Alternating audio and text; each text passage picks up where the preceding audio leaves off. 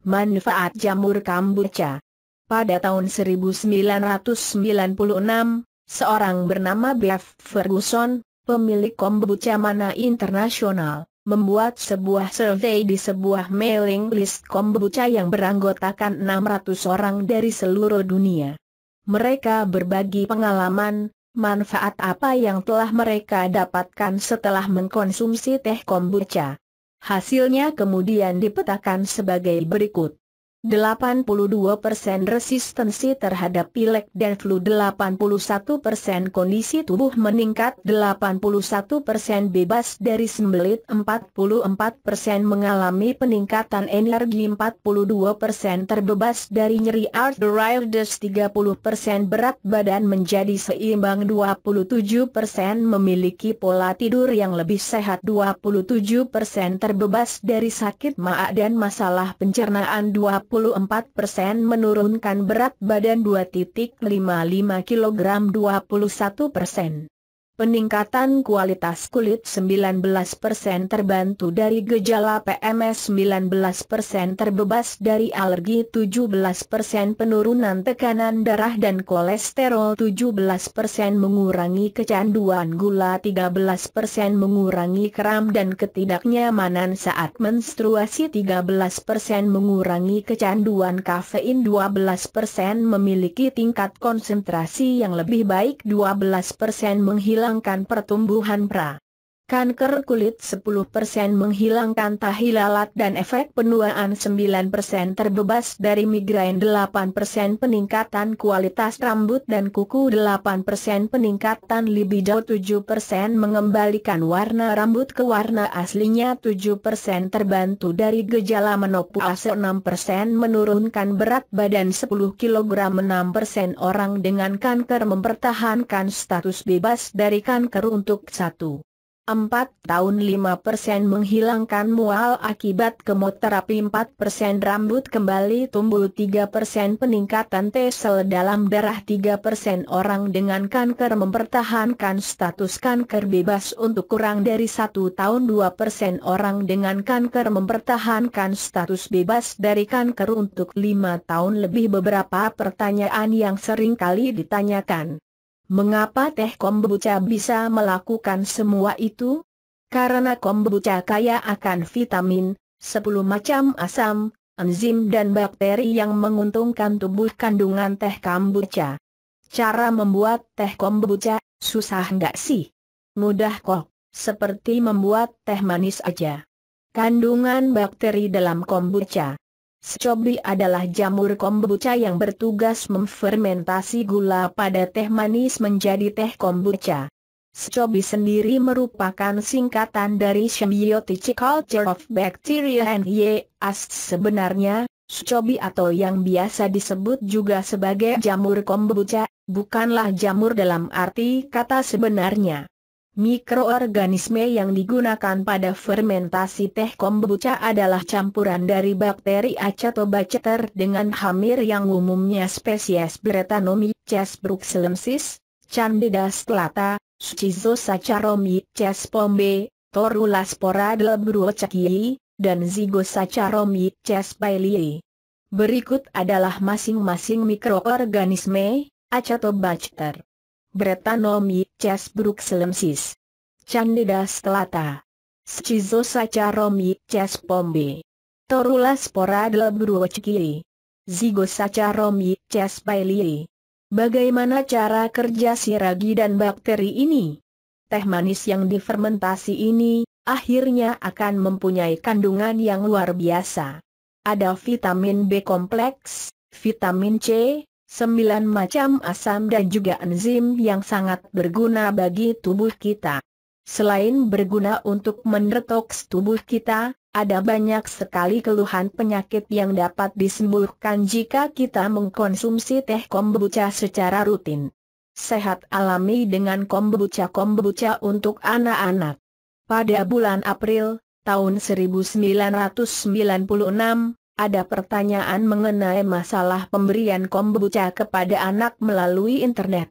Untuk itu saya akan memberikannya dalam 3 surat korespondensi. saya kepada pihak lain yang bisa dilihat dan yang akan menjelaskan mengenai pertanyaan tersebut. Cholen Allen menulis, pada hemat saya, tidaklah ada suatu alasan pun untuk tidak memberikan minuman teh kombucha kepada anak. Hingga saat ini, belum ada publikasi maupun data yang jelas mengenai aturan yang berkaitan dengan pemberian teh kombucha kepada anak, yang sebenarnya mengenai takaran bisa diperkirakan sendiri oleh para orang tua yang kira-kira sesuai atau pas bagi anak bersangkutan, karena disinilah letak rasa tanggung jawab orang tua bersangkutan terhadap kesehatan anaknya. Secara pribadi, apabila saya sudah mempunyai teh kombucha saat anak-anak saya masih kecil, maka tidak ada keraguan untuk memberikannya kepada mereka, walaupun saat itu mereka masih bayi.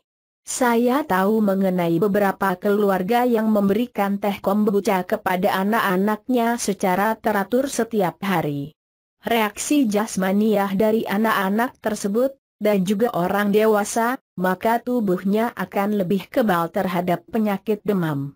Dan apabila mereka sedang mengidapnya, maka mereka juga akan lebih cepat sembuh dibandingkan dengan keadaan sebelum mereka minum teh kombucha.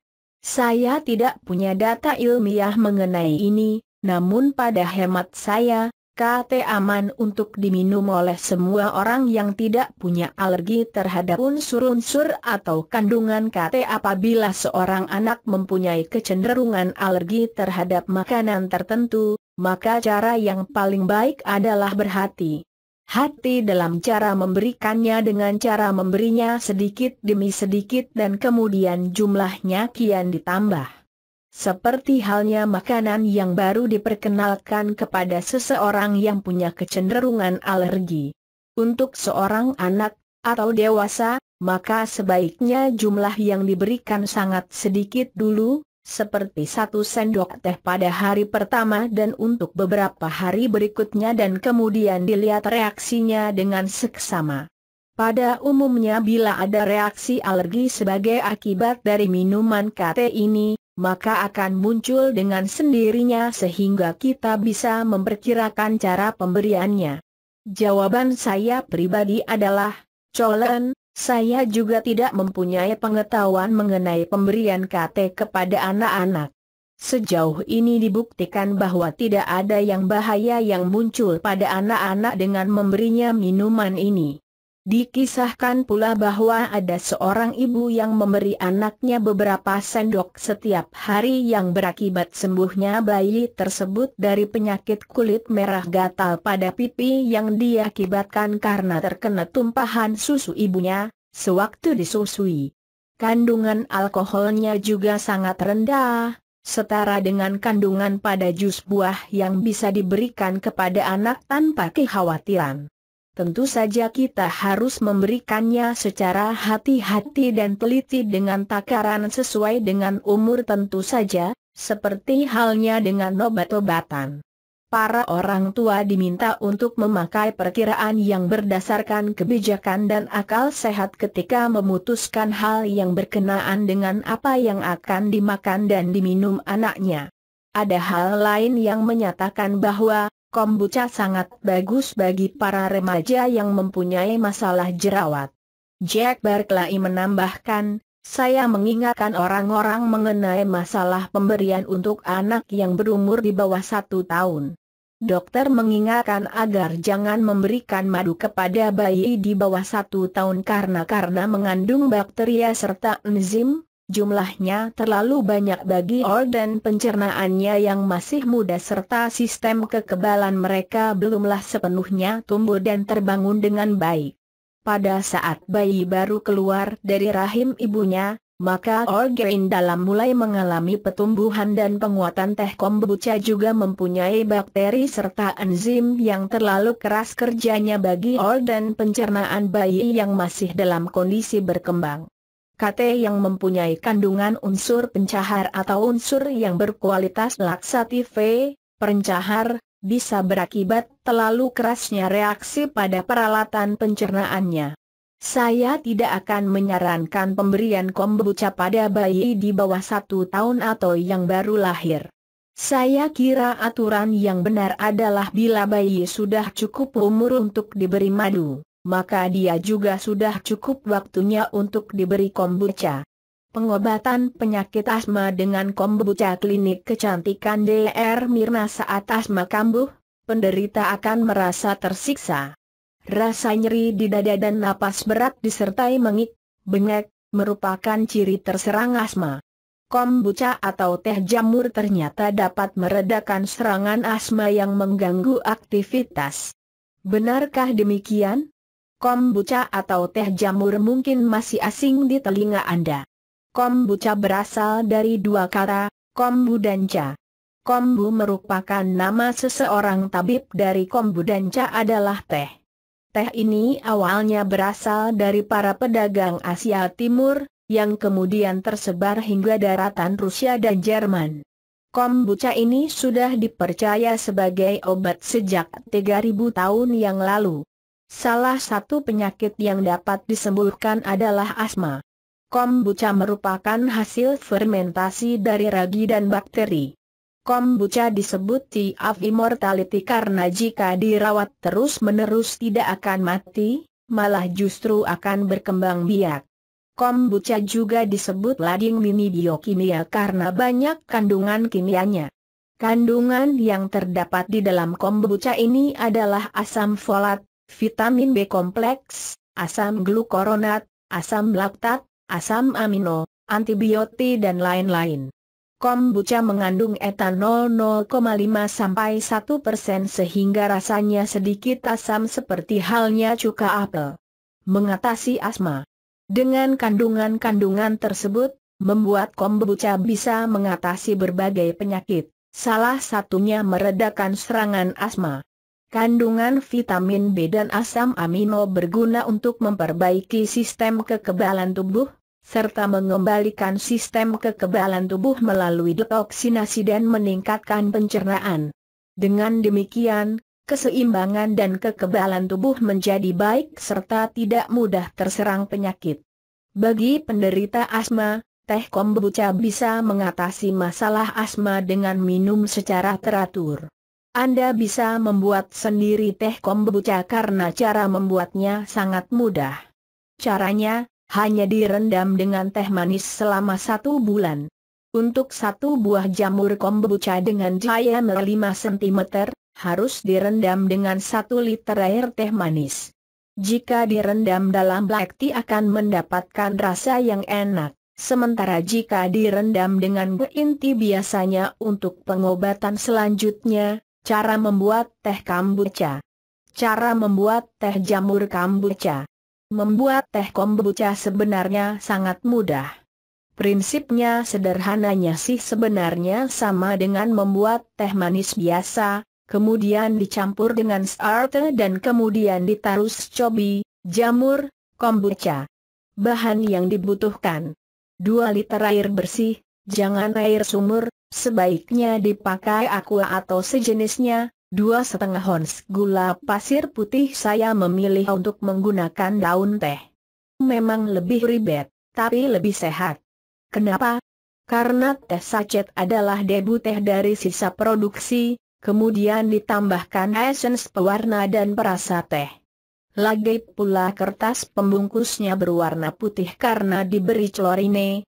Jika teh sachet direndam dalam air panas lebih dari 3 menit, ada juga yang bilang setelah 5 menit, kandungan kimia dari kertas tersebut akan terurai. Teh kombucha yang sudah asam, cuka, kira-kira 10% dari bahan baru yang akan kita buat, dalam contoh ini berarti 200 ml. Jamur kombucha. Jika Anda belum memilikinya, Anda bisa mendapatkannya di sini. Alat-alat yang dibutuhkan: panci stainless steel untuk merebus air. Perhatikan, jangan menggunakan panci aluminium. Bisa juga menggunakan panci email yang tidak ada cacatnya, karena kalau lapisan emailnya sudah mengelupas biasanya keluar karat dari dalam lapisan email. Stoples kaca gelas bening untuk tempat fermentasi pembuatan teh kombucha.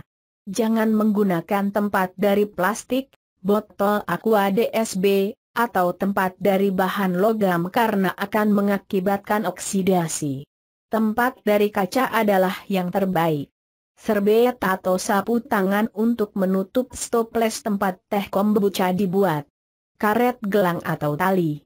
Cara pembuatan 1. Rebus kurang lebih 1/2 liter air dalam panci stainless atau panci email 2. Setelah air mendidih, lalu masukkan daun teh ke dalamnya, tutup rapat panci, biarkan selama 2-3 menit. Rata-rata pemakaian daun teh adalah 15 gram liter. Tapi ini tergantung selera Anda. Jika ingin lebih pekat, daun teh bisa ditambahkan atau sebaliknya 3 saring daun teh dan tambahkan gula. Aduk sampai gula meleleh sempurna 4. Tambahkan 1,5 liter air dingin sisanya ke dalam panci agar teh menjadi cepat dingin 5. Setelah temperatur sama dengan suhu ruang, pindahkan cairan teh manis tersebut ke dalam stoples kaca yang sudah disediakan, sambil disaring 6. Masukkan teh kombucha biang sebagai starternya dan kemudian jamur kombuchanya. Tidak masalah apakah jamur tersebut nantinya tenggelam atau mengapung di permukaan 7. Tutup stoples kaca tersebut dengan secarik sapu tangan bersih agar debu lalat buah tidak masuk ke dalam stoples namun tetap ada udara, sebab jamur kombucha tersebut butuh bernafas. Ikat sapu tangan dengan tali atau karet agar tidak mudah terbuka, rapat. Ingatlah bahwa lalat buah sangat menyukai bau dari kombucha. Jika Anda tidak menutupnya rapat-rapat, lalat buah akan masuk dan bertelur di dalamnya 8. Jangan menaruh wadah fermentasi di tempat yang terkena sinar matahari langsung karena sinar ultraviolet akan membunuh bakteri dari kombucha 9. Diamkan selama 7-12 hari, baru setelah itu teh kombucha bisa dipanen. Selama masa fermentasi, stoples jangan diguncang-guncang. Apabila Anda ingin mencoba terlebih dahulu hasilnya, Anda bisa memasukkan sedotan dan mencicipinya sedikit dari dinding kaca. Apabila dirasakan kurang asam, Anda bisa melanjutkan mendiamkannya kembali 1-2 hari lagi 10. Pada setiap stoples dengan bibit jamur kombucha yang dipanen akan ada baby kombucha, yang berupa lapisan tipis di atas jamur kombucha yang lama. Pisahkan baby kombucha ini di tempat terpisah, dalam wadah kaca juga, untuk dijadikan sebagai cadangan. Kami menyebutnya disimpan dalam hotel kombucha. Baby kombucha ini kemudian berguna untuk dijadikan bibit untuk membuat teh kombucha yang baru. Penting untuk diperhatikan dalam keseluruhan proses pembuatan teh kombucha. Menuntut kebersihan serta ketelitian dalam pembuatannya. Cuci bersih tangan Anda dengan sabun dan lap sampai kering dengan lap yang bersih dan baru. Lepaskan cincin dan gelang dan benda-benda logam lain dari tangan Anda yang mungkin akan bersentuhan dalam proses pembuatan teh kombucha. Kuku juga harus bersih. Bersihkan semua alat-alat yang dipakai. Pakailah pengaduk dari kayu atau plastik melamine, jangan dari logam. Cuci semua alat-alat yang akan sudah dipakai terpisah dari alat-alat dapur masak yang lain agar tidak kena minyak zat-zat makanan lain, dan simpan terpisah. Penempatan pada saat fermentasi sebaiknya di tempat yang bebas polusi udara bau yang tajam dan mempunyai sirkulasi udara yang baik. Juga ruangan harus bersih dari serangga, lalat, semut, lebah dll. Jangan menaruh tempat sampah buah-buahan di dekat wadah fermentasi karena benda-benda ini mengundang lalat. Memanen teh kombucha. Setelah cukup usia, 7-12 hari penuh, bukalah tutup stoples tempat teh kombucha. Pisahkan cairan yang sudah jadi tersebut serta saringlah dengan saringan plastik yang bersih dari minyak. Lalu masukkan teh kombucha Anda ke dalam botol-botol kaca gelas. Tutup rapat-rapat, ingat. Jangan tutup dari bahan logam, dengan sumbat non-logam lalu simpan dalam lemari es teh kombucha siap diminum.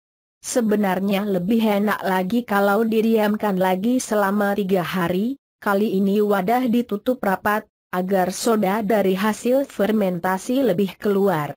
Rasanya akan terasa lebih segar, apalagi diminum pada saat cuaca yang sedang panas. Sisihkan 1/10 dari hasil panen agar Anda bisa membuat teh kombucha yang baru. Kenapa gagal? Karena alat 2 yang digunakan kurang bersih, memakai panci aluminium sewaktu memasak air stoples diotak-atik, digoncang-goncang atau dipindah.